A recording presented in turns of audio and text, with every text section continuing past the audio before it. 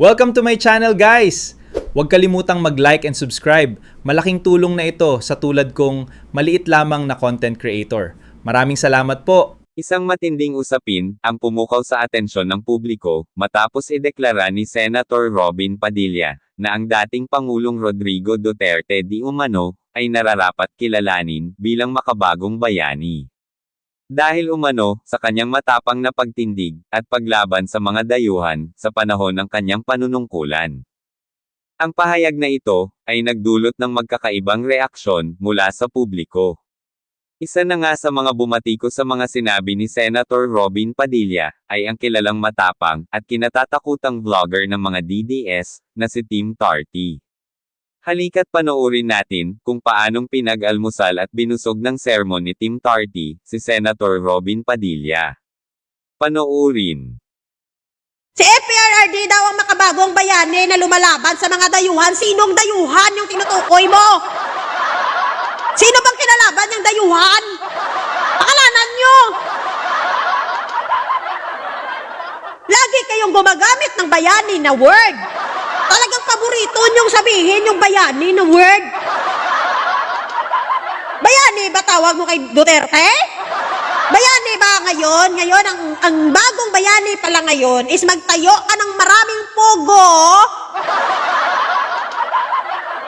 Ipasok mo yung illegal na pugo ng ibang bansa na hindi tinatanggap na basura ng ibang bansa. Ipasok mo sa bansa mo at gawing basura ang bansa mo. Bayani? Bayani ba yung maraming namatay ng administrasyon niya? Hindi lang isa, hindi lang dalawa. Libo-libong buhay ng mahirap na Pilipino ang nawala. Tapos yung mga drug lord, yun di puta, pinakawalan niya yung mga nakakulong na. Yung mga Chinese drug lord sa Bilibid, pinalaya, animal.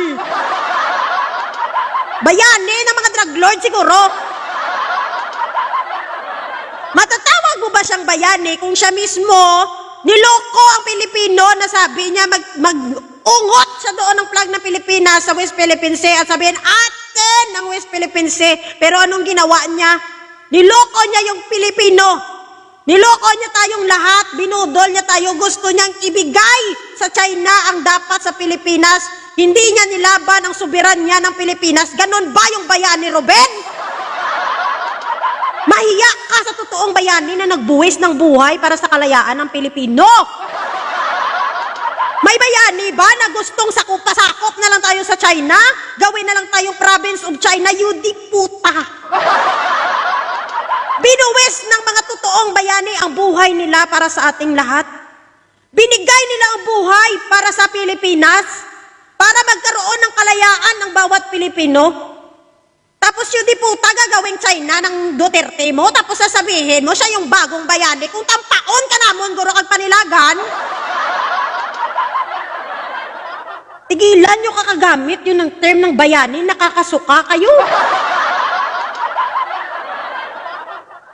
Kung totoong bayani siya, wala sanang maraming Pilipinong namatay nung panahon niya at wala sanang nakalaya na mga drug lord. Kung totoong bayani siya, sana inuna niya yung kapakanan ng mga Pilipino, nilaban niya yung soberanya ng Pilipinas. Kung totoong bayani siya, sana hindi niya tayo niloko. Animal kayo, tigilan yung mga bayani nyo nung isang araw, yung mga labubo yung nagrally, puro din bayani din ang tawag sa sarili. Animal man sila man. Kayo lang nagsiself-proclaim na bayani, kayo yung totoong salot sa bansang Pilipinas. Na kung saan dapat tulungan nyo yung gobyerno, tulungan nyo yung administrasyon ngayon, pero kayo yung pilit na sinisira at gustong pabagsakin. Animal na bayani, ito kanami ni sila pang tampaon mo. Tigilan nyo na yung kakatawag sa sarili nyo na bayani. Hindi kayo bayani kasi wala kayong totoong malasakit sa bansa. Wala kayong pagmamahal sa bansa. Sariling interes lang yan. Pinapakita nyo lang sa taong bayan na kuno, may malasakit at pagmamahal kayo sa bansa, pero hindi yan totoo. Kasi ang katotohanan dyan, sariling interes lang ang meron kayo.